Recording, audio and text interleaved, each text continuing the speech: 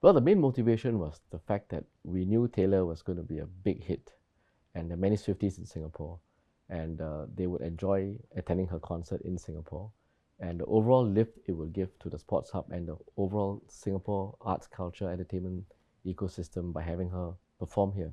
Of course, myself as well as many other Swiftie fans would have a personal interest in wanting to see her perform live too. I think many Swifties would agree with that, and some of them have told me that this is something that they never thought would happen in Singapore, and we are very happy to make that happen here for many Swiftie fans in Singapore.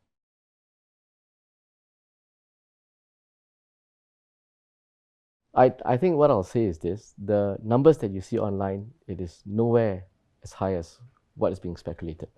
There are a couple of questions in Parliament next week, and I'll answer those questions in Parliament. But the other point, which I think is more important, is not just about the grants and about the numbers. It's really about the overall quality and the infrastructure that we bring. And I think here we have a Kallang Alive team that is very proactive. We are no longer just operating as a venue operator, which is passive, and promoters or agents come and decide to rent the place, and we become just a entity that collects the rental or the fee. Instead, we work very closely now with the team at every step of the way, from marketing, the promotion, all through to ticketing, working out the logistics and the fine lines and the details behind each performance and each concert, each show. So I think that overall experience is, in my mind, a big part of why concert promoters choose to come to Singapore, along with the fact that we have a safe, stable environment here, good infrastructure. And of course, when you come to a concert venue, you also want to ensure that there are other things to do around it, which Singapore can offer. So overall, I think that was the thinking that we had. We work with other agencies in government to make this happen, and each performance, each type of show, each genre of entertainment that we bring in will have different considerations.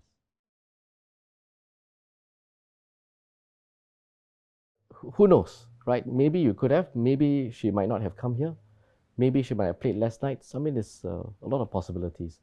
But as I said, we judge each show and each performance on its own merits. We weigh up the pros and cons, we assess them carefully in the context of the broader factors, and then we decide how to approach each case differently. Let's put it this way, we have to look at this as what's in the best interest of Singapore and Singaporeans. And in our calculation, it's important for us to anchor the show here. And the other factor which I mentioned previously was these promoters, they know exactly what they're doing. They have to assess whether they want to play in one market or not in another market, and whether they go from one place to another, how many nights they play. Those are factors that we don't and we can't control. And they have to assess whether or not the overall package here in Singapore is good enough for them to want to play here and for how many nights. For us, we hustle the deal because we think it works for Singapore. I mean, that's the bottom line.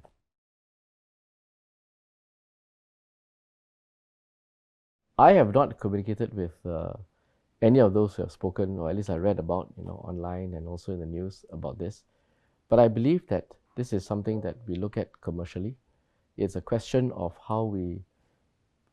whether what we do is in the interest of Singapore and Singaporeans, and whether we are able to say that this is something that is open to all. I mean, if let's say we took back the Sports Hub, and Taylor Swift or Coldplay or indeed any of the other A-listers decide not to play in Singapore, what will happen?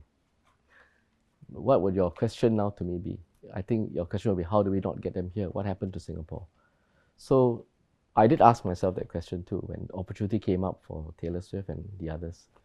And so we work hard to ensure that that question that you just sort of mused won't be asked of us, at least for now. I would say that the impact on our overall economy is not small and not likely to be small. But more than that, I think it's also the intangibles. The fact that Singapore is seen as a space which is able to host such A-listers, Taylor Swift and Coldplay, probably amongst the world's best and most sought after performers being in Singapore for 6 nights each. And for Taylor's case, 6 nights I think is amongst the world's longest in any one city in Singapore. So the overall sense of being able to host these events gives us an uplift.